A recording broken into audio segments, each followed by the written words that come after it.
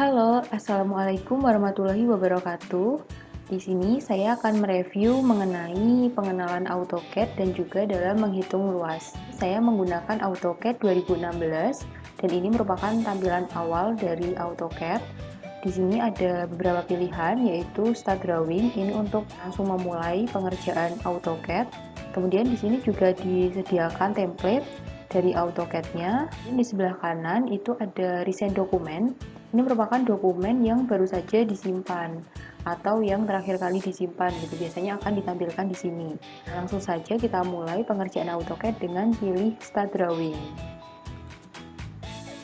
Ini merupakan tampilan dari AutoCAD 2016. Saya akan menjelaskan sedikit mengenai bagian-bagian dari AutoCAD. Yang pertama yaitu ada area kerja.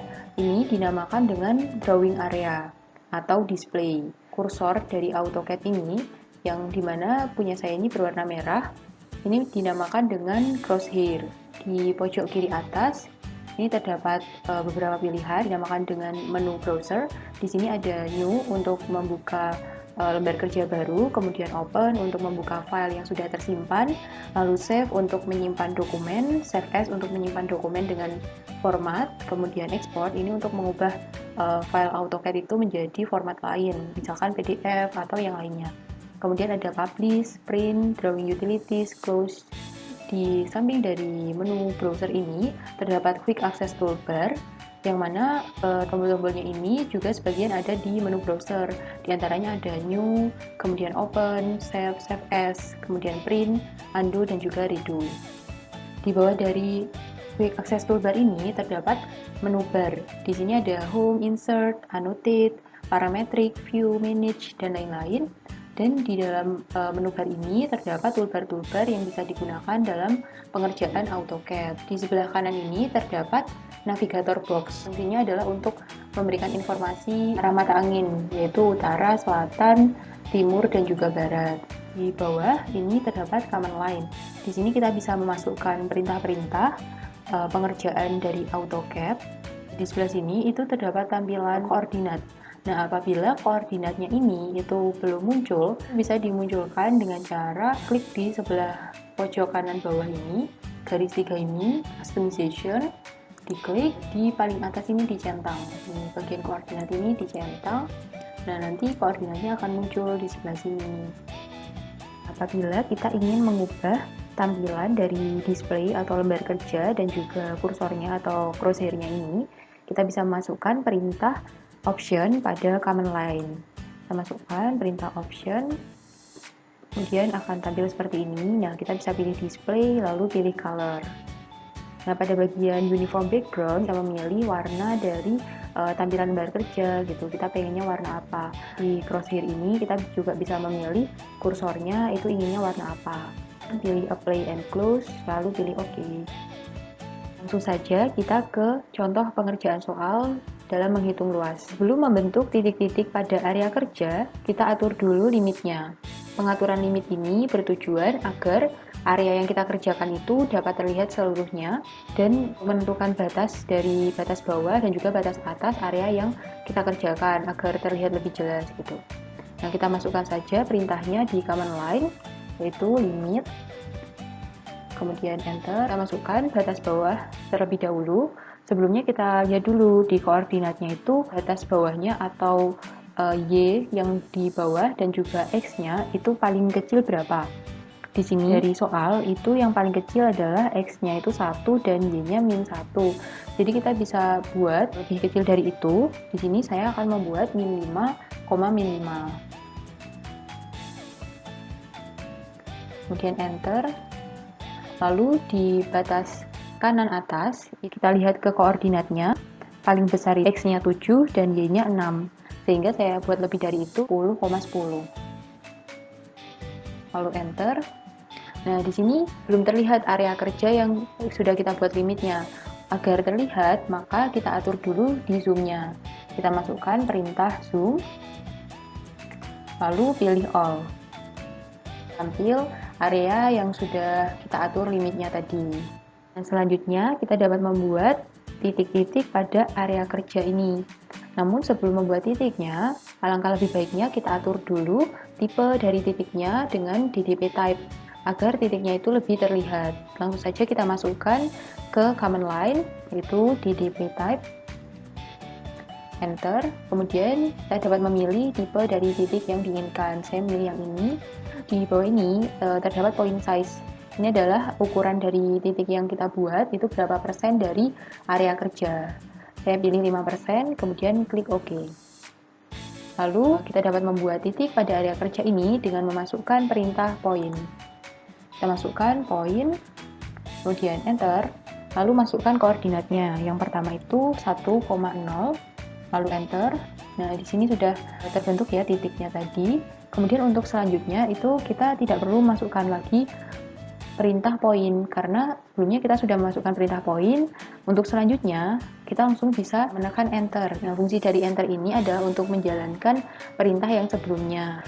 Langsung saja kita masukkan titik yang B, yaitu 1,1, enter, kemudian C, langsung enter saja, lalu masukkan yang C yaitu 2,3, begitu seterusnya sampai titik terakhir.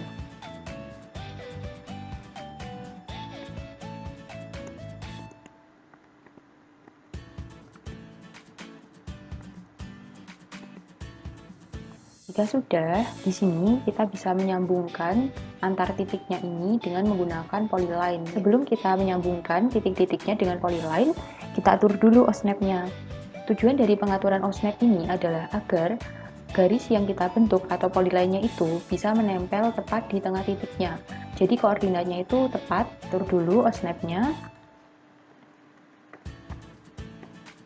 Nah, di sini di objek snap on ini harus dicentang. Kemudian di bagian node ini juga dicentang. Klik OK. Selanjutnya langsung saja kita masukkan perintah polyline untuk membuat garisnya itu, yaitu pline, enter. Kemudian kita pilih dari titik yang pertama, kita arahkan dulu ke titiknya sampai berwarna hijau, lalu kita klik. Nah, ini otomatis langsung ke tengah titiknya.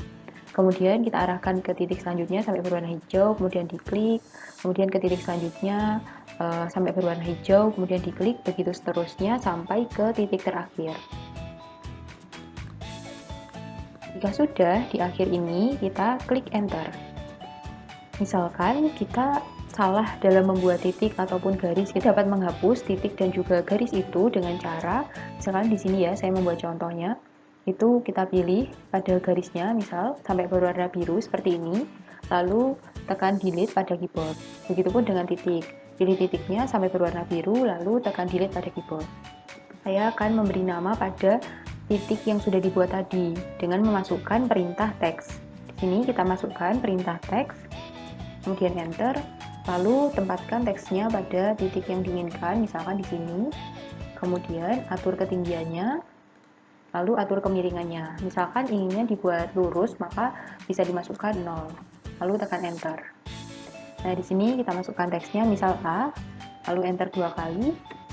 Untuk teks yang berikutnya atau nama titik berikutnya, ini tidak perlu memasukkan perintah teks lagi. Kita bisa copy dari teks yang sudah dibuat ini dengan cara tekan Ctrl C lalu Ctrl V.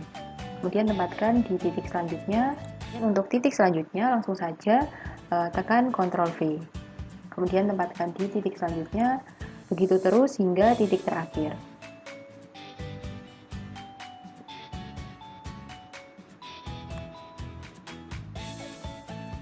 Untuk mengubah nama titiknya ini bisa kita lakukan dengan cara klik 2 kali pada teksnya. Kemudian kita ubah B, lalu selanjutnya C, begitu terus sampai titik terakhir.